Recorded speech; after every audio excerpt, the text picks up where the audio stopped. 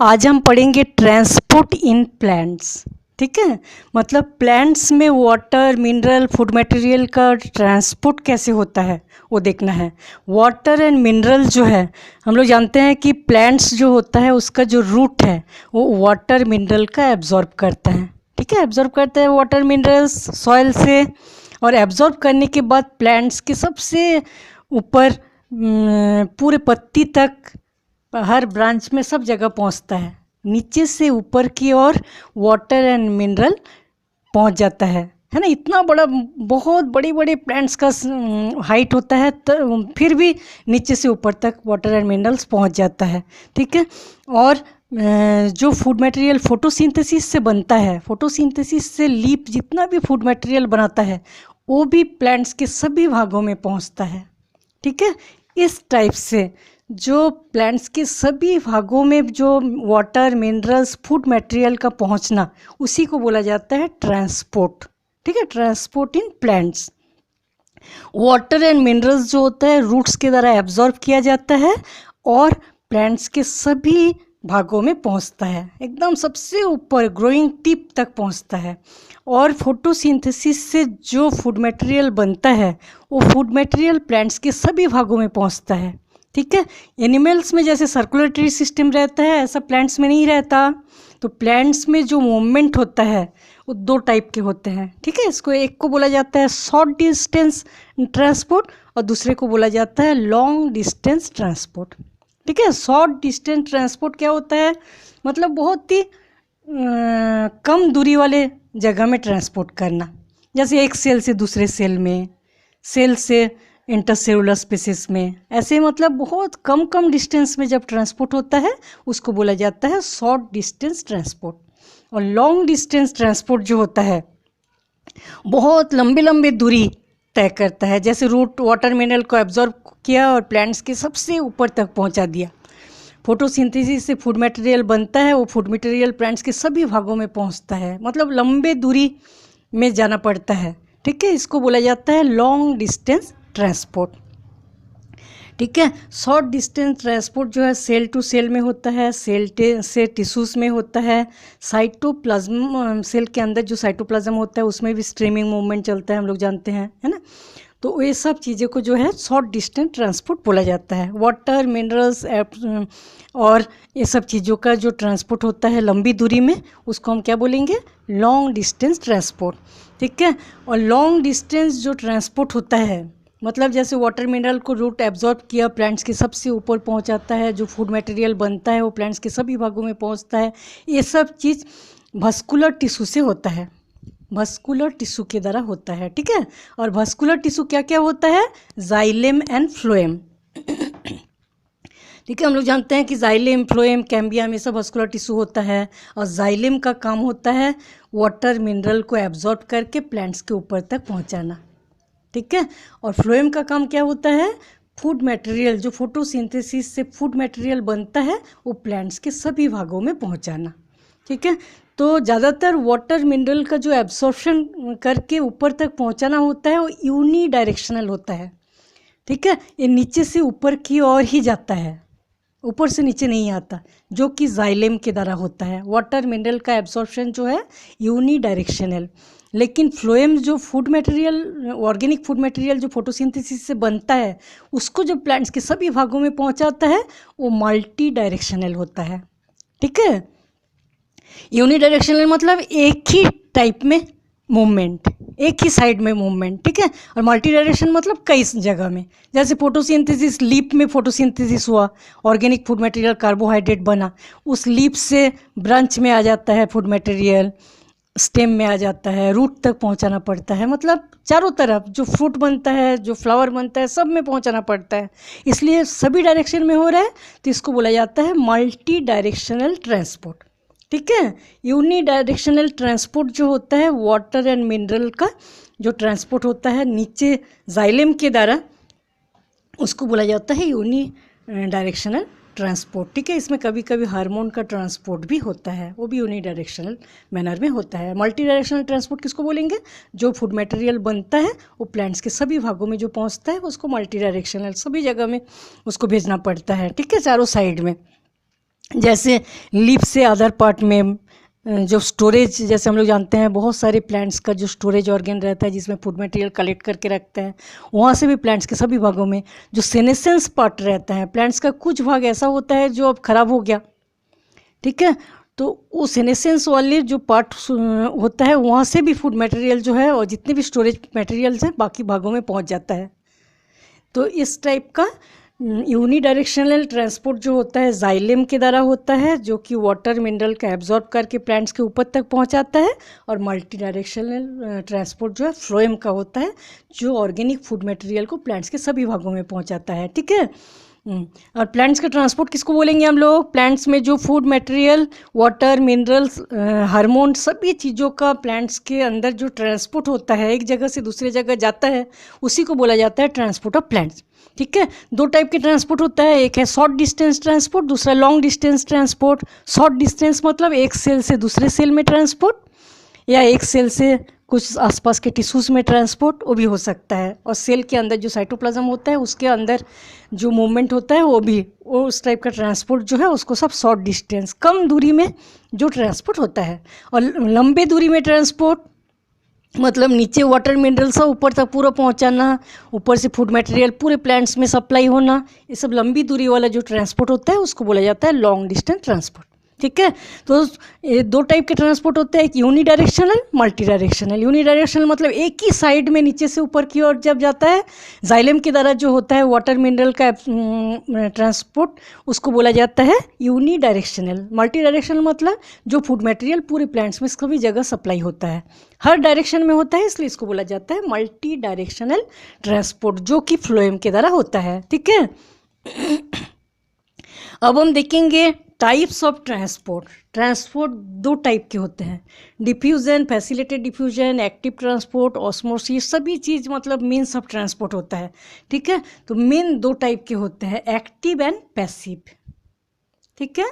Main जो transport होता है उसको दो भागों में बांटा गया, एक है नॉन मीडिएटेड, दूसरा मीडिएटेड, ठीक है। नॉन मीडिएटेड मतलब देखो ट्रांसपोर्ट दो टाइप के होते हैं, जैसे ये नदी है, ठीक है, नदी की बहाव इस साइड में हो रहा है, ठीक है, पानी इसी साइड से फ्लो हो रहा है।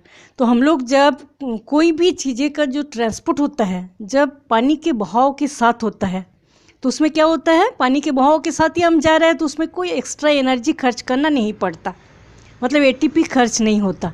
इस टाइप के पानी के बहाव के साथ जो ट्रांसपोर्ट होता है उसको हम बोलेंगे नॉन मीडिएटेड ट्रांसपोर्ट, ठीक है। दूसरा एक मीडिएटेड ट्रांसपोर्ट होता है जो कि हम उल्टा, जैसे पानी के बहाव इस साइड में है लेकिन हमको इस साइड जाना है, तो हम जब इस साइड आने की कोशिश करेंगे तो क्या होगा, जो पानी की बहाव इस साइड है उसके विरोध में, एगेंस्ट में हमको फोर्स लगाना पड़ेगा यहाँ आने के लिए, ठीक है। इससे क्या होता है, एटीपी यूज़ होता है। एटीपी का यूज़ करना ज़रूरी है, एनर्जी यूज़ करना, जिस एनर्जी की हेल्प से हम पानी के बहाव के विरोध में जाएंगे, ठीक है। उसको हम क्या बोलेंगे, मीडिएटेड ट्रांसपोर्ट।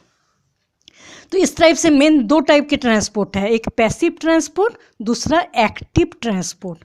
पैसिव ट्रांसपोर्ट में क्या होता है, हाई कॉन्सेंट्रेशन से लो कॉन्सेंट्रेशन की ओर मॉलिक्यूल, आयन, इस सब का जो बहाव होता है उसको हम बोलेंगे पैसिव ट्रांसपोर्ट, ठीक है। ये पानी के बहाव के साथ, मतलब जिस साइड पानी का मतलब फ्लो है उसी साइड जा रहे हैं हम लोग, इसलिए इसमें कोई एटीपी का यूज़ नहीं होता, तो इसको हम बोलेंगे पैसिव ट्रांसपोर्ट। इसको डाउन हिल ट्रांसपोर्ट भी बोलते हैं, ठीक है। और एक्टिव ट्रांसपोर्ट को अप हिल ट्रांसपोर्ट बोलते हैं, पानी के बहाव के विरुद्ध, ठीक है।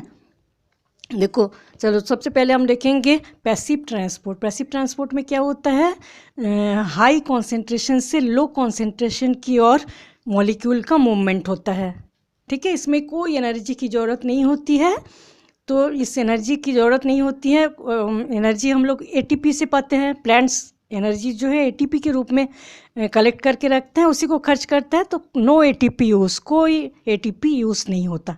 इसके अंडर में आता है डिफ्यूज़न, फैसिलिटेड डिफ्यूज़न, ऑस्मोसिस। ये तीन टाइप के जो ट्रांसपोर्ट होता है वो पैसिव ट्रांसपोर्ट होता है, इसमें कोई एटीपी की यूज़ नहीं होती। दूसरा है एक्टिव ट्रांसपोर्ट, जिसको अप हिल ट्रांसपोर्ट बोलेंगे। ये क्या होता है, इसका जो सॉल्यूट का मूवमेंट होता है, मॉलिक्यूल, आयन, सॉल्यूट, ये सब का जो मूवमेंट होता है वो एगेंस्ट द कॉन्सेंट्रेशन ग्रेडियंट होता है, ठीक है, अगेंस्ट द कॉन्सेंट्रेशन ग्रेडियंट, मतलब पानी के जो बहाव जिस साइड है उसके अगेंस्ट में जब बहाव होता है, ठीक है। इसका बहाव कैसा होगा, पैसिव मतलब हाई कॉन्सेंट्रेशन से लो कॉन्सेंट्रेशन की ओर जाना, वहाँ पानी के बहाव के साथ, ठीक है। एक्टिव उसका उल्टा है, अगेंस्ट कॉन्सेंट्रेशन ग्रेडियंट, इसका मतलब क्या होता है, लो कॉन्सेंट्रेशन से हाई कॉन्सेंट्रेशन की ओर जाना, ठीक है। लो कॉन्सेंट्रेशन से हाई कॉन्सेंट्रेशन की ओर आएगा और अगेंस्ट द कॉन्सेंट्रेशन ग्रेडियंट, पानी के बहाव के विरोध में, इसलिए इसको एनर्जी खर्च करना पड़ता है सामने जाने के लिए, मतलब एटीपी यूज़ होता है, ठीक है, एटीपी यूज़ होता है, एटीपी इज़ रिक्वायर्ड। तो टेम्परेचर इनहिबिटर इसके प्रति सेंसिटिव होते हैं। कई बार क्या होता है, टेम्परेचर ज़्यादा होने से डिफ्यूज़न ज़्यादा होता है, टेम्परेचर कम हो जाने से डिफ्यूज़न ठीक से नहीं हो पाता। चलो, पैसिव ट्रांसपोर्ट जो है 3 टाइप के होते हैं, डिफ्यूज़न, फैसिलिटेड डिफ्यूजन, ऑस्मोसिस, ठीक है। तो सबसे पहले हम लोग देखेंगे डिफ्यूज़न। डिफ्यूज़न जो होता है, सॉल्यूट, पार्टिकल, मॉलिक्यूल, आयन, इस सब का मूवमेंट कैसा होता है, हायर कॉन्सेंट्रेशन से लोअर कॉन्सेंट्रेशन की ओर होता रहता है। तब तक हायर कॉन्सेंट्रेशन से लोअर कॉन्सेंट्रेशन की ओर डिफ्यूज़न होता है जब तक दोनों ओर का कॉन्सेंट्रेशन सेम नहीं हो जाता, ठीक है। और ज़्यादातर डिफ्यूज़न जो होता है शॉर्ट डिस्टेंस ट्रांसपोर्ट होता है, बहुत कम दूरी तय करता है। ये डिफ्यूज़न सब में होता है, सॉलिड, लिक्विड और गैस तीनों में डिफ्यूज़न होता है, ठीक है। चलो डिफ्यूज़न को अच्छे से देखेंगे पहले। हाँ, डिफ्यूज़न जो होता है बहुत स्लो प्रोसेस है, धीरे धीरे होता रहता है। इसमें लिविंग सेल होना बहुत ज़रूरी नहीं, सब में होता है, सब टाइप के सब्सटेंस के साथ होता है। ये सॉलिड, लिक्विड, गैसेस सभी में होता है, ठीक है। इसमें कोई एनर्जी की ज़रूरत नहीं होती, क्योंकि हम लोग अभी पढ़े कि कॉन्सेंट्रेशन ग्रेडियंट के साथ जाता है, ये जिस साइड पानी का बहाव है उसी साइड जाता है, इसलिए कोई एटीपी का यूज़ नहीं होता है, ठीक है। तो लिक्विड और गैस जो होता है इसमें डिफ्यूज़न रेट बहुत जल्दी डिफ्यूज़न होता है। जैसे सॉलिड, हम लोग जानते हैं सॉलिड में जो पार्टिकल्स रहता है बहुत पास रहता है ना। तो ये पार्टिकल जो मूवमेंट करेगा तो एक दूसरे को धक्का देगा, इसके लिए स्पेस ही नहीं है बीच में थोड़ा सा ज़्यादा, है ना। इसलिए सॉलिड में जो है डिफ्यूज़न बहुत कम होता है, ठीक है। डिफ्यूज़न जो है लिक्विड जो है थोड़ा ज़्यादा होता है, क्योंकि इसमें जो मॉलिक्यूल रहता है थोड़ा दूर रहता है, ठीक है। सबके लिए फ्री एनर्जी जो है थोड़ा सा मिलता है जाने के लिए, इसलिए लिक्विड में थोड़ा ज़्यादा होता है, सॉलिड में सबसे कम। और जो गैसेस होता है इसमें बहुत ज़्यादा डिफ्यूज़न रेट होता है, बहुत जल्दी डिफ्यूज़न होता है, मतलब इसमें सबसे स्लो, इसमें थोड़ा ज़्यादा स्पीड और इसमें बहुत स्पीड गैसेस में, ठीक है। लिक्विड में थोड़ा कम, गैसेस में बहुत ज़्यादा। हम लोग जानते हैं कोई भी अगरबत्ती को जब हम घर में जलाते हैं तो हम देखते हैं कि वो गैसेस जो है सुगंध पूरे घर में बहुत जल्दी फैल जाता है, क्योंकि डिफ्यूज़न का रेट जो होता है गैसेस में सबसे ज़्यादा होता है, ठीक है। लिक्विड में हम लोग जानते हैं कोई ग्लास में हम लोग शुगर डाल दिए तो शुगर जो है धीरे धीरे हम लोग थोड़ी देर बाद देखेंगे कि शुगर जो है लिक्विड के साथ मिक्स हो गया, इसको डिफ्यूज़न बोलेंगे। हाई कॉन्सेंट्रेशन से लो कॉन्सेंट्रेशन की ओर जाके जब मिक्स हो जाता है, ठीक है। हम लोग जानते हैं कि जो पार्टिकल है इसको सॉल्यूट बोलेंगे और जो लिक्विड रहता है इसको सॉल्वेंट बोलते हैं, और दोनों मिलके क्या बनता है, सॉल्यूशन, है ना। चलो, मोस्ट कॉमनली लिक्विड और गैस और लिक्विड में सबसे ज़्यादा डिफ्यूज़न देखने को मिलता है, सॉलिड में जो है बहुत कम, ठीक है। वो इसमें solid is not very common, बहुत कम देखने को मिलता है। डिफ्यूज़न प्लांट्स के लिए बहुत ज़्यादा इम्पॉर्टेंट होता है, क्योंकि प्लांट्स में जो गैसियस एक्सचेंज होता है, ऑक्सीजन लेना, कार्बन डाइऑक्साइड छोड़ना, जो भी फोटोसिंथेसिस में, रेस्पिरेशन में जो गैसियस एक्सचेंज होता है वो डिफ्यूज़न के थ्रू ही होता है। स्टोमेटल ट्रांसपिरेशन, इंटरसेलुलर स्पेसेस जो है उससे जब गैस बाहर निकल जाता है, एक्स्ट्रा वाटर जब बाहर निकल जाता है, जो ट्रांसपिरेशन होता है वो भी डिफ्यूजन से होता है, ठीक है। तो डिफ्यूज़न पार्टिकल जब डिफ्यूज़न होता है तो डिफ्यूज़न पार्टिकल में कुछ प्रेशर पड़ता है, उसको क्या बोलेंगे हम, डिफ्यूज़न प्रेशर। तो डिफ्यूज़न ज़्यादातर क्या होता है, हाई कॉन्सेंट्रेशन से लो कॉन्सेंट्रेशन की ओर होता है, तो डिफ्यूज़न प्रेशर भी जो है वो भी हायर डिफ्यूज़न प्रेशर से लोअर डिफ्यूज़न प्रेशर रीजन में ही होता है। ठीक है, तो कोई बहुत सारे स्टूडेंट ऐसा होता है कि जिन लोग ठीक से समझ ही नहीं पाते सॉल्यूट का कॉन्सेंट्रेशन, सॉल्वेंट का कॉन्सेंट्रेशन। ठीक है, कोई भी जो सॉल्यूशन रहता है उसमें जिस पार्टिकल को मिलाया जाता है, ठीक है, उसको हम क्या बोलेंगे, सॉल्यूट। और जितना सॉल्यूट जो है, लिक्विड जो है सॉल्यूट को एब्जॉर्ब करता है उसको हम क्या बोलेंगे, सॉल्वेंट। दोनों मिलके बनता है सॉल्यूशन। ठीक है, चलो डिफ्यूज़न पार्टिकल जो होता है, डिफ्यूज़न प्रेशर जो होता है सॉल्वेंट का, ठीक है, कोई भी जो सॉल्वेंट होता है, ठीक है, उसका जो डिफ्यूज़न प्रेशर रहता है और पहले से जो सॉल्यूशन प्रेजेंट था, जब सॉल्यूट मिलाएंगे तो सॉल्यूशन बन रहा है। ठीक है, सॉल्यूशन मिलने के बाद सॉल्वेंट का डिफ्यूज़न प्रेशर और जो प्योर वाटर का डिफ्यूज़न प्रेशर पहले जो था, ये दोनों का जो अंतर होता है उसको बोला जाता है डिफ्यूज़न प्रेशर डेफिसिट, DPD बोला जाता है। ठीक है, तो जब क्या होता है, जब डिफ्यूज़न प्रेशर कम हो जाता है सॉल्यूशन में, कोई भी सॉल्यूशन में जब डिफ्यूज़न प्रेशर कम हो जाता है, उस समय जो सॉल्वेंट पार्टिकल रहता है वो ज़्यादा से ज़्यादा वाटर को एब्जॉर्ब करने लगता है। ठीक है, ज़्यादा से ज़्यादा एब्जॉर्ब करने लगता है सॉल्वेंट पार्टिकल को, तो इसको बोला जाता है, इसीलिए इसको बोला जाता है सक्शन प्रेशर। ठीक है, जब डिफ्यूज़न प्रेशर डेफिसिट जो होता है सॉल्यूशन में, वो एब्जॉर्ब करने लगता है सॉल्वेंट पार्टिकल को ज़्यादा से ज़्यादा।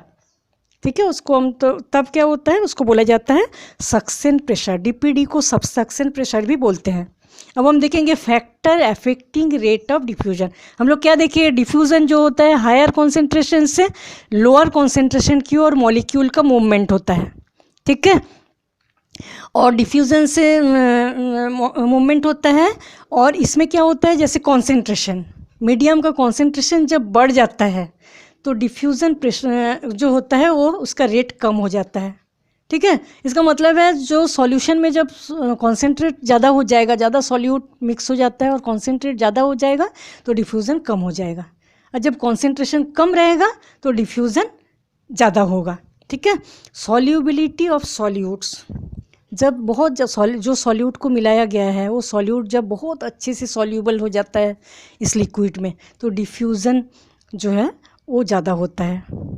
ठीक है, मोर सॉल्युबिलिटी, जब सॉल्यूट का सॉल्युबिलिटी बहुत ज़्यादा होता है तो faster will be the rate of diffusion, diffusion का रेट जो होता है जल्दी जल्दी होने लगता है। ठीक है, हायर कॉन्सेंट्रेशन से लोअर कॉन्सेंट्रेशन की ओर जाना जल्दी जल्दी होने लगता है। टेम्परेचर बढ़ने से क्या होगा, जब हम थोड़ा टेम्परेचर बढ़ाएंगे तो इसके अंदर जितने भी मॉलिक्यूल है वो फर्स्ट मूव करेगा, इसलिए टेम्परेचर जब बढ़ाते हैं तब भी डिफ्यूज़न रेट बढ़ जाता है, डिफ्यूज़न ज़्यादा होगा, क्योंकि सॉल्यूट पार्टिकल का जो वेलोसिटी है वो बढ़ जाएगा। ठीक है, जब बड़े बड़े साइज रहते हैं, size and mass of diffusion particle, जब डिफ्यूज़न पार्टिकल का साइज बड़ा बड़ा होता है तब धीरे धीरे डिफ्यूज़न होता है। ठीक है, और जब छोटा छोटा होगा तो जल्दी जल्दी डिफ्यूज़न होगा। ठीक है, डेंसिटी जब कम रहता है, कोई भी जो लिक्विड का डेंसिटी जब कम रहता है तो डिफ्यूज़न जो होता है फास्ट होता है। ठीक है, प्रेशर जब थोड़ा बढ़ाते हैं डिफ्यूज़न फास्ट हो जाता है। यह है फैक्टर अफेक्टिंग डिफ्यूज़न। फैक्टर में हम क्या देखें, जब कोई भी लिक्विड के कॉन्सेंट्रेशन ज़्यादा होता है तो डिफ्यूज़न रेट कम होता है, जब कॉन्सेंट्रेशन कम होता है डिफ्यूज़न रेट ज़्यादा होता है। जब बहुत अच्छे से सॉल्यूट जो है सॉल्यूशन में घुल जाता है, मतलब सॉल्युबिलिटी बहुत ज़्यादा रहता है, तब डिफ्यूज़न रेट फास्ट होता है। ठीक है, सॉल्युबिलिटी कम रहने से डिफ्यूज़न रेट कम रहता है। टेम्परेचर बढ़ा देने से डिफ्यूज़न रेट बढ़ जाता है, टेम्परेचर कम रहने से डिफ्यूज़न रेट जो है कम रहेगा। ठीक है, साइज जब बड़ा बड़ा होगा तो डिफ्यूज़न रेट कम होगा, जब साइज छोटा छोटा होगा डिफ्यूज़न रेट कम होगा, जल्दी होगा। ठीक है, अब देखेंगे लो डेंसिटी रहने से, घनत्व कम रहने से डिफ्यूज़न फास्ट होता है, प्रेशर जब बढ़ता है डिफ्यूज़न फास्ट होता है। अब देखेंगे डिफ्यूज़न का सिग्निफिकेंस, महत्व क्या है। ठीक है, डिफ्यूज़न हमेशा हाई कॉन्सेंट्रेशन से लो कॉन्सेंट्रेशन की ओर आता है, मॉलिक्यूल का मूवमेंट होता है, तो इन टिश्यू सेल वॉल सब चीज़ जो है गीला रहता है, भीगा हुआ रहने में हेल्प करता है डिफ्यूज़न। ठीक है, सेल वॉल, प्लांट का सेल वॉल जो है और अंदर के जो टिश्यूज़ है वो हमेशा भीगा हुआ रहता है, ठीक है। गैसियस एक्सचेंज में हेल्प करता है। हम लोग पढ़े हैं कि प्लांट्स में जो फोटोसिंथेसिस और रेस्पिरेशन में जब गैसियस एक्सचेंज होता है, वाटर एंड कार्बन डाइऑक्साइड का जो एक्सचेंज होता है वो भी डिफ्यूज़न से होता है, ठीक है। स्टोमेटल ट्रांसपिरेशन, स्टोमेटा से जब बाहर की ओर एक्स्ट्रा वाटर एवापोरेट होके निकल जाता है, जो ट्रांसपिरेशन होता है वो भी डिफ्यूजन से होता है, ठीक है। रूट जो वाटर एंड मिनरल का एब्जॉर्प्शन करके प्लांट्स के ऊपर तक पहुंचाता है वो भी डिफ्यूजन से होता है। और फ्लावर, बहुत अच्छे अच्छे सुगंधित जो फ्लावर होता है उसका सेंट, उसका जो सुगंध होता है पूरे सब जगह आसपास फैल जाना, वो भी डिफ्यूजन से होता है, ठीक है। फ्लावर का जो सेंट होता है वो चारों तरफ जो फैलाना वो भी डिफ्यूज़न से होता है। ये था डिफ्यूज़न। अब हम देखेंगे फैसिलेटेड डिफ्यूज़न। डिफ्यूज़न और फैसिलेटेड डिफ्यूज़न सेम होता है, ठीक है। जैसे हायर कॉन्सेंट्रेशन से लोअर कॉन्सेंट्रेशन की ओर मॉलिक्यूल का मूवमेंट सेम होता है, लेकिन इसमें क्या होता है, जब सेल मेम्ब्रेन को क्रॉस करता है, हम लोग जानते हैं जो सेल मेम्ब्रेन होता है वो प्रोटीन और लिपिड्स का बना होता है, ठीक है। तो प्रोटीन और लिपिड्स के बना होता है इसमें, इसलिए क्या हो जाता है, जो वाटर में सॉल्यूबल मॉलिक्यूल रहता है वो इससे पार नहीं हो पाता। जो लिपिड में सॉल्यूबल, लिपिड्स में अच्छे से जो घुलने वाला जो मॉलिक्यूल होता है वो बहुत अच्छे से पार कर जाता है।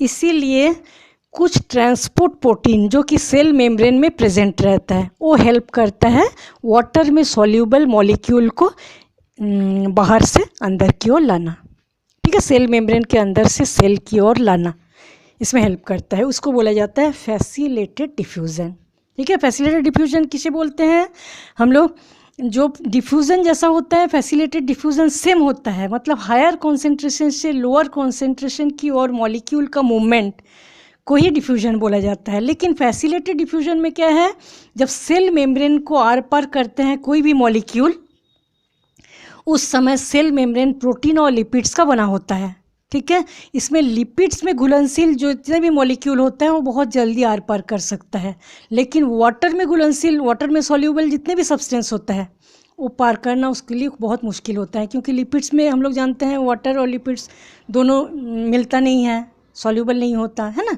इसलिए मेम्ब्रेन के जो मेम्ब्रेन रहता है उस मेम्ब्रेन में कुछ प्रोटीन प्रेजेंट रहता है जिसको बोला जाता है ट्रांसपोर्टेड प्रोटीन और कैरियर प्रोटीन, ठीक है। तो वो प्रोटीन जो होता है हेल्प करता है मॉलिक्यूल्स के मूवमेंट में, आर पार जाने के लिए हेल्प करता है। तो इससे इस टाइप से ट्रांसपोर्ट प्रोटीन और मेम्ब्रेन प्रोटीन की हेल्प से जब डिफ्यूज़न होता है उसको बोला जाता है फैसिलेटेड डिफ्यूज़न, ठीक है। डिफ्यूज़न जो होता है वो स्मॉल साइज जिनका रहता है उसमें फर्स्ट होता है। डिफ्यूज़न जो होता है मेम्ब्रेन के आसपास जो जाता है वो लिपिड्स में सॉल्युबिलिटी के ऊपर बहुत ज़्यादा डिपेंड करता है, ठीक है। जो लिपिड्स में ज़्यादा सॉल्युबल होता है वो बहुत फास्ट उसका डिफ्यूज़न होता है। लेकिन हाइड्रोफिलिक सब्सटेंस, हाइड्रोफिलिक मतलब जो वाटर में घुलनशील होता है लेकिन लिपिड में सॉल्यूबल नहीं होता, ऐसे चीज़ों के लिए बहुत डिफ़िकल्ट होता है सेल मेम्ब्रेन के आर पार करना। उस समय ट्रांसपोर्ट प्रोटीन और मेम्ब्रेन प्रोटीन जो कि सेल मेम्ब्रेन में प्रेजेंट रहता है वो हेल्प करता है मॉलिक्यूल को आर पार जाने के लिए। इस टाइप का जो प्रोसेस होता है उसको बोला जाता है फैसिलेटेड डिफ्यूज़न, ठीक है। तो फैसिलेटेड डिफ्यूज़न में सेल मेम्ब्रेन में स्पेशल टाइप का प्रोटीन पाया जाता है जो कि हेल्प करता है डिफ्यूज़न में, लेकिन एटीपी की ज़रूरत नहीं होती है इसमें, ठीक है। एटीपी की ज़रूरत नहीं होती है। तो कुछ चीज़ें ऐसा रहता है हम लोग अभी देखेंगे कि जो प्रोटीन रहता है इस टाइप से, इसको बोला जाता है हायर टू लोअर कॉन्सेंट्रेशन की ओर ही मूवमेंट होता है। जो डाउनहिल ट्रांसपोर्ट रहता है उसमें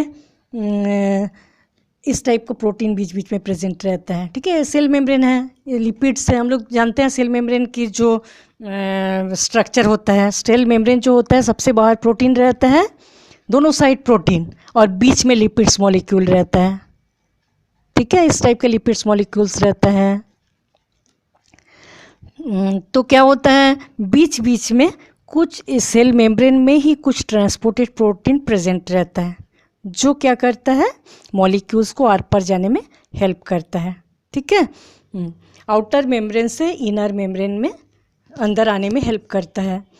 तो इस टाइप से हायर टू लोअर कॉन्सेंट्रेशन की ओर डाउनहिल ट्रांसपोर्ट ही होता है, और ये पैसिव ट्रांसपोर्ट ही होता है, एक्टिव नहीं होता। इसके बाद क्या होता है, मतलब इस टाइप का ही होता है, ठीक है। और बीच बीच में क्या होता है, जब जितने भी प्रोटीन हैं, जितने भी ट्रांसपोर्ट प्रोटीन हैं, सब जब यूज़ हो जाता है, सब एक चीज़ों को दूसरी जगह में ले जाने में हेल्प कर रहे हैं, ठीक है, तब उसको बोला जाता है सैचुरेशन स्टेट। जितने भी ट्रांसपोर्ट प्रोटीन होता है, सब जब एक दूसरे मतलब मॉलिक्यूल को, वाटर में सॉल्यूबल मॉलिक्यूल को आर पार ले जाने में हेल्प करते हैं एक साथ, सब जब यूज़ हो जाता है तो होगा ही, सबसे ज़्यादा डिफ्यूज़न उस समय होगा, सबसे ज़्यादा मूवमेंट मॉलिक्यूल का उस समय हो जाएगा, तो उसको बोला जाता है सैचुरेशन, ठीक है। बहुत सारे इनहिबिटर ऐसा रहता है जो कि प्रोटीन के साथ मिक्स हो जाता है कई बार, ट्रांसपोर्ट प्रोटीन के साथ, उस समय क्या हो जाएगा, इनहिबिट कर देगा मॉलिक्यूल के मूवमेंट को, ठीक है, उस समय ठीक से मॉलिक्यूल का मूवमेंट नहीं हो पाएगा। चलो हम लोग देखते हैं, अब ट्रांसपोर्ट प्रोटीन जो होता है दो टाइप के होता है, एक कैरियर प्रोटीन, दूसरा चैनल प्रोटीन, ठीक है। ट्रांसपोर्ट प्रोटीन दो टाइप के होते हैं, एक को हम बोलेंगे कैरियर प्रोटीन, दूसरे को चैनल प्रोटीन। कैरियर प्रोटीन किसको बोलेंगे, कैरियर प्रोटीन को ट्रांसपोर्टर्स भी बोलते हैं और पोर्टर्स भी बोलते हैं, ठीक है। तो कैरियर प्रोटीन क्या होता है, जो कि यहाँ जो मॉलिक्यूल होता है, ठीक है, उस मॉलिक्यूल के साथ कैरियर प्रोटीन जुड़ जाता है, ठीक है, जुड़ के अंदर की ओर ले आता है, आके छोड़ देता है, कुछ नहीं, जैसे एंजाइम का हम लोग पढ़े थे। एंजाइम जो होता है सॉल्यूट, मतलब कोई भी मॉलिक्यूल के साथ जुड़ जाता है, जुड़ के कॉम्प्लेक्स बना लेता है और अंदर जाके उसको छोड़ देते हैं, फिर कैरियर प्रोटीन बाहर आ जाता है, फिर दूसरे मॉलिक्यूल के लेते हैं और उसको अंदर छोड़ देते हैं, ठीक है। कैरियर का काम करता है, जैसे कोई भी गाड़ी, ठीक है, मॉलिक्यूल को लिए और इस साइड कर दिए, फिर दूसरे मॉलिक्यूल को लेने आ गया, फिर उस मॉलिक्यूल को लिए अंदर कर दिए, ठीक है। इस टाइप के कैरियर का काम करता है। बहुत सारे प्रोटीन उस मॉलिक्यूल को लेके जब अंदर छोड़ देते हैं, कैरियर का काम करते हैं, उसको बोलते हैं कैरियर प्रोटीन, ठीक है। तो कैरियर प्रोटीन को बोला जाता है प्रोटीन पंप, ठीक है। कैरियर प्रोटीन को ट्रांसपोर्टर्स और पोर्टर्स भी बोलते हैं। कैरियर प्रोटीन क्या करता है, सॉल्यूट को बाइंड करता है, सॉल्यूट के साथ मिक्स हो जाता है, करके ट्रांसपोर्टेड कर देता है, ठीक है। फिर उसमें उसका शेप चेंज हो जाता है और उस साइड जाने के बाद जब छोड़ देता है मॉलिक्यूल को, उस समय फिर अपने शेप में आ जाता है, फिर दूसरे सॉल्यूट को लेने के लिए इस साइड में आ जाता है, ठीक है। इस टाइप का काम करते हैं, इसको बोला जाता है प्रोटीन पंप। अब देखें चैनल प्रोटीन। चैनल प्रोटीन में क्या होता है, जो भी मॉलिक्यूल रहते हैं वाटर के साथ मिक्स रहता है, ठीक है, एसोसिएटेड वाटर मॉलिक्यूल्स, इसको बोला जाता है हाइड्रेटेड आयन, ठीक है। हम लोग जानते हैं कि हाइड्रेटेड आयन जो होता है वाटर के साथ मिक्स हो जाता है तो आयंस में चेंज हो जाता है, पॉजिटिव एंड नेगेटिव में, ठीक है। तो साइज एंड चार्ज पर बहुत ज़्यादा डिपेंड, वाटर मॉलिक्यूल के साथ जैसे ही जुड़ जाता है उसका साइज बढ़ जाता है, ठीक है। बड़े बड़े साइज जो है उसमें डिफ्यूज़न बहुत स्लो होता है, ठीक है। इस टाइप से वाटर में सॉल्यूबल जितने भी मेम्ब्रेन रहता है, जितने भी मॉलिक्यूल वाटर में सॉल्यूबल रहता है, वो क्या करता है, उसको धीरे धीरे इस साइड से उस साइड पहुंचा देता है सेल मेम्ब्रेन के, ठीक है। कभी कभी क्या होता है, बहुत कुछ छोटे छोटे पोर रहता है जिससे वो चला जाता है, कभी कभी क्या होता है धीरे धीरे जाता है, पोर खाली नहीं रहता। कई बार क्या होता है कि हमेशा जैसे पूरा कंट्रोल रहना ज़रूरी है, क्योंकि हम ऐसे जानते हैं कि सेल के अंदर कोई भी मॉलिक्यूल जाना अलाउ नहीं रहता, ठीक है। पूरी तरह से जो चैनल प्रोटीन रहता है जब वाटर के साथ मिक्स होकर इस साइड से उस साइड जाएगा, बहुत ज़्यादा मतलब हाईली सिलेक्टेड, बहुत अच्छे से सेल उसको सिलेक्ट करते हैं, उसके बाद ही पार पार जाने में हेल्प करता है। आयन के रूप में जब पार होता है उसी को बोला जाता है चैनल प्रोटीन के द्वारा पार होना, ठीक है। अब हम देखेंगे पोरीन्स। कोई भी सेल मेम्ब्रेन में, ठीक है, सेल मेम्ब्रेन में और एक टाइप के प्रोटीन रहता है, देखो ये सब प्रोटीन है, एक है कैरियर प्रोटीन, दूसरा चैनल प्रोटीन जो आयन के रूप में आर पार जाता है। पोरीन्स भी एक प्रोटीन होता है, ठीक है, जो कि प्लांट्स, एनिमल, माइक्रो ऑर्गेनिज्म के सेल मेम्ब्रेन में पाया जाता है। प्लांट्स, एनिमल, माइक्रो ऑर्गेनिज्म के सेल मेम्ब्रेन में पोरिन्स एक प्रोटीन पाया जाता है। ठीक है, पोरिन क्या करता है, जैसे माइटोकॉन्ड्रिया, प्लास्टिड, कुछ बैक्टीरिया, ये सब के जो सेल मेम्ब्रेन रहता है इसमें छोटे छोटे पोर बना देते हैं। ठीक है, छोटे छोटे पोर बना देते हैं। छोटे छोटे पोर बना देने से क्या हो जाएगा, स्मॉल मतलब छोटा छोटा जो स्मॉल मॉलिक्यूल है वो अंदर आ जाएगा। ठीक है, पोरिन प्रोटीन ऐसा करते हैं। पोरिन्स जो होता है प्रोटीन होता है एक टाइप के, जो कि सेल मेम्ब्रेन में पाया जाता है plants, animal and micro organism के। ठीक है, उन लोग क्या करते हैं, माइटोकॉन्ड्रिया, प्लास्टिड और कुछ बैक्टीरिया के जो आउटर सरफेस होता है, आउटर मेम्ब्रेन होता है, उसमें छोटे छोटे पोर बना देते हैं। ठीक है, उस छोटे छोटे पोर से मॉलिक्यूल का मूवमेंट होता रहता है। ठीक है, ऐसे ही है एक्वापोरिन। एक्वापोरिन का मतलब क्या हो जाता है, हम लोग जानते हैं एक्वा मतलब वाटर, पोरिन्स जैसा ही इसका काम है, लेकिन वाटर मिक्स रहता है, वाटर के साथ बाइंडेड रहता है। ठीक है, इसलिए वाटर चैनल्स 8 टाइप के अलग अलग एक्वापोरिन से बना होता है। ठीक है, एक्वापोरिन क्या करेगा, वाटर मॉलिक्यूल को बाहर से अंदर लाने का काम करेगा। ठीक है, इस टाइप से 4 टाइप के प्रोटीन होते हैं, carrier protein, channel protein, porin protein और एक्वापोरिन प्रोटीन। एक्वापोरिन जो होता है वो एक टाइप के प्रोटीन चैनल होता है जो कि वाटर के मूवमेंट के लिए रिस्पॉन्सिबल होता है, वाटर का मूवमेंट सेल मेम्ब्रेन के आर पार। ठीक है, अब देखते हैं ये डिफ्यूज़न का एग्जांपल है। डिफ्यूज़न में जैसे परफ्यूम, किसी भी परफ्यूम को किसी जगह हम जब किसी घर में मतलब यूज़ करते हैं, पूरे घर आसपास पूरा सुगंध फैल जाता है। ठीक है, अगरबत्ती का जैसे एग्जांपल मैं पहले बोली थी, वैसे ही परफ्यूम के साथ भी होता है, पूरा फैल जाता है, उसको डिफ्यूज़न का एग्जांपल है। शुगर को जब ऐड करते हैं तो धीरे धीरे शुगर मिक्स हो जाता है, डिफ्यूज़न। कई मतलब लेबोरेटरी में देखते हैं, जैसे वाटर में पोटेशियम परमैंगनेट को क्रिस्टल को डालते हैं तो धीरे धीरे हम लोग बाद में देखते हैं कि पूरा वाटर जो होता है रेड वायलेट कलर हो जाता है, मतलब पूरा फैल गया, पूरा मिक्स हो गया, इसको बोला जाता है डिफ्यूज़न। कॉपर सल्फेट के क्रिस्टल भी डालते हैं, ब्लू कलर का क्रिस्टल होता है, पूरा वाटर जो है ब्लू हो जाता है। ठीक है, चलो अब हम देखेंगे passive symport, passive symport and antiport. Passive, इसमें कुछ कैरियर और ट्रांसपोर्ट प्रोटीन जो होता है डिफ्यूज़न को अलाउ तभी करते हैं, मतलब उसी समय डिफ्यूज़न को होने देते हैं जब 2 टाइप के मॉलिक्यूल एक साथ जाता है। 2 टाइप के मॉलिक्यूल जब एक साथ कोई मेम्ब्रेन में पास करता है तभी अलाउ करते हैं डिफ्यूज़न को। ठीक है, जैसे सिम्पोर्ट, इस बहुत ही सिंपल चीज़ होता है, ये है प्लाज्मा मेम्ब्रेन। ठीक है, सेल मेम्ब्रेन है, सेल मेम्ब्रेन में यह है प्रोटीन चैनल। ठीक है, जब 2 मॉलिक्यूल को एक साथ जाता है तभी अलाउ करते हैं डिफ्यूज़न। जब एक ही मॉलिक्यूल मेम्ब्रेन को पार करता है उसको बोला जाएगा यूनिपोर्ट। ठीक है, सिम्पोर्ट कब बोलेंगे, जब 2 मॉलिक्यूल सेम डायरेक्शन में जाएगा, 2 मॉलिक्यूल सेम डायरेक्शन में जब इसको सेल मेम्ब्रेन को पार करता है उसको बोलेंगे सिम्पोर्ट। और जब 2 मॉलिक्यूल एक दूसरे के ऑपोजिट डायरेक्शन में, एक मॉलिक्यूल इस साइड जा रहा है मतलब बाहर से अंदर जा रहा है, एक मॉलिक्यूल अंदर से बाहर आ रहा है, दोनों एक दूसरे के ऑपोजिट जब जा रहा है उसको बोला जाता है एंटीपोर्ट। ठीक है, देखो कुछ कैरियर और ट्रांसपोर्ट प्रोटीन जो होते हैं डिफ्यूज़न को तभी अलाउ करते हैं जब 2 टाइप के मॉलिक्यूल एक साथ जाता है। सिम्पोर्ट में क्या होता है, दोनों मॉलिक्यूल एक ही सेम डायरेक्शन में जब जाता है, सेल मेम्ब्रेन को पार करता है, उसको हम बोलेंगे सिम्पोर्ट। एंटीपोर्ट क्यों, कैसे बोलेंगे, दोनों मॉलिक्यूल एक दूसरे के ऑपोजिट, एक इस साइड जा रहा है तो एक इस साइड जब जाता है उसको हम बोलेंगे एंटीपोर्ट। अच्छा, एक ही मॉलिक्यूल जब सेल मेम्ब्रेन को पार करता है उसको बोला जाता है यूनिपोर्ट। ठीक है, ये था पैसिव सिम्पोर्ट, एंटीपोर्ट और यूनिपोर्ट। अब देखेंगे एक्टिव ट्रांसपोर्ट। एक्टिव ट्रांसपोर्ट हम लोग पहले पढ़े थे, किसको बोलेंगे, जब पानी का बहाव एक ही साइड में होता है, हम लोग देखे थे, उसको बोलेंगे पैसिव। उसी के साथ जब हम जाएंगे तो हमको कोई एनर्जी लॉस करने की ज़रूरत नहीं पड़ेगा, साथ साथ चले जाएंगे। लेकिन जब पानी का बहाव इस साइड है और हमको इस साइड जाना है तब क्या एनर्जी लगेगा, एटीपी की यूज़ होगा, उसी को बोला जाता है एक्टिव ट्रांसपोर्ट। हम लोग पहले पढ़े थे, है ना।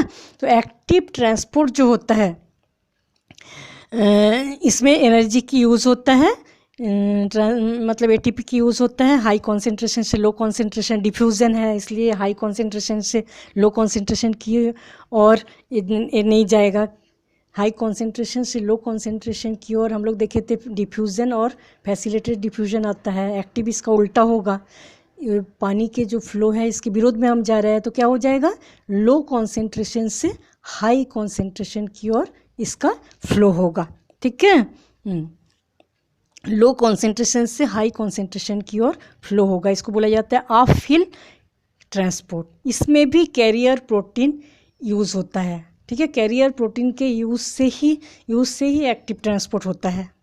मतलब जो डिफ्यूज़न होता है उसमें कैरियर प्रोटीन की यूज़ नहीं होता, लेकिन फैसिलिटेटेड डिफ्यूजन में कैरियर प्रोटीन हेल्प करता है पास करने में, और एक्टिव ट्रांसपोर्ट में भी कैरियर प्रोटीन पास करने में हेल्प करता है। ठीक है, अब हम देखेंगे comparison of different transport mechanism.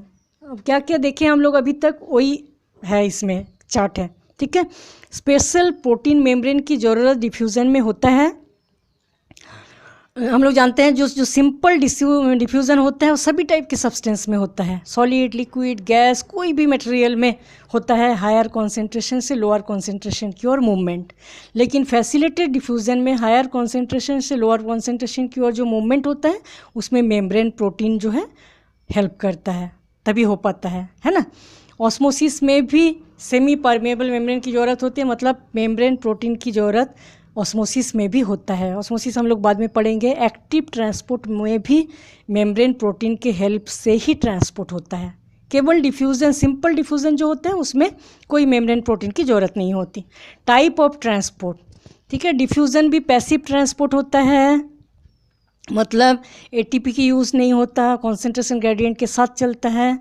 Facilitated diffusion भी पैसिव ट्रांसपोर्ट होता है और ऑस्मोसिस भी पैसिव ट्रांसपोर्ट होता है। केवल एक्टिव ट्रांसपोर्ट अलग होता है जो कि कॉन्सेंट्रेशन ग्रेडियंट के ऑपोजिट में अगेंस्ट द कॉन्सेंट्रेशन ग्रेडियंट जाता है। ठीक है, direction of movement concentration gradient के साथ जाता है, कॉन्सेंट्रेशन ग्रेडियंट के साथ जाता है, कॉन्सेंट्रेशन ग्रेडियंट के साथ जाता है। ऑस्मोसिस, फैसिलिटेटेड डिफ्यूज़न तीनों, और एक्टिव ट्रांसपोर्ट उसके विरोध में जाता है, अगेंस्ट जाता है। ठीक है, एनर्जी इसमें जो हम बहाव के साथ, पानी के बहाव के साथ जाएंगे उसमें कोई एनर्जी नहीं चाहिए। ये भी पानी के बहाव के साथ जाता है इसलिए कोई एनर्जी खर्च नहीं होता, इसमें भी खर्च नहीं होता, इसमें भी खर्च नहीं होता। लेकिन active transport against the concentration energy, इसलिए इसमें एनर्जी खर्च होता है। ठीक है, कंडीशन रिक्वायर्ड कॉन्सेंट्रेशन ग्रेडियंट के साथ जाता है, ये भी कॉन्सेंट्रेशन ग्रेडियंट के साथ भी जाता है। चैनल प्रोटीन, कैरियर प्रोटीन, ये सब का भी हेल्प चाहिए फैसिलिटेटेड डिफ्यूजन में। इसमें भी चैनल प्रोटीन की होता है, और सेमी परमेबल, ऑस्मोसिस में सेमी परमेबल मेम्ब्रेन का बहुत बड़ा रोल रहता है, उसी के आर पार जाते हैं। ठीक है, एक्टिव ट्रांसपोर्ट जो होता है उसमें कैरियर प्रोटीन की ज़रूरत होती है। इसको डिफ्यूज़न को डाउनहिल ट्रांसपोर्ट भी बोलते हैं, फैसिलिटेटेड डिफ्यूजन को डाउनहिल ट्रांसपोर्ट बोलते हैं, ऑस्मोसिस को डाउनहिल ट्रांसपोर्ट बोलते हैं, और एक्टिव ट्रांसपोर्ट जो है उसको बोला जाता है अप हिल ट्रांसपोर्ट। ठीक है, अब मॉलिक्यूल ट्रांसपोर्ट, डिफ्यूज़न में वाटर, गैसेस, स्टेरॉयड, हार्मोन्स, ये सब का ट्रांसपोर्ट होता है। ठीक है, और फैसिलिटेटेड डिफ्यूज़न में वाटर, ग्लूकोज, एमिनो एसिड का ट्रांसपोर्ट होता है।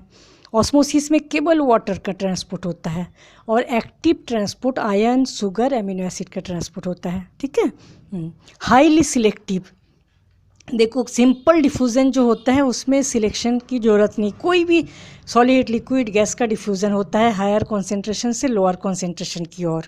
ठीक है, इसलिए इसको कोई सिलेक्ट करने की ज़रूरत नहीं, किसको अंदर जाने देंगे किसको नहीं।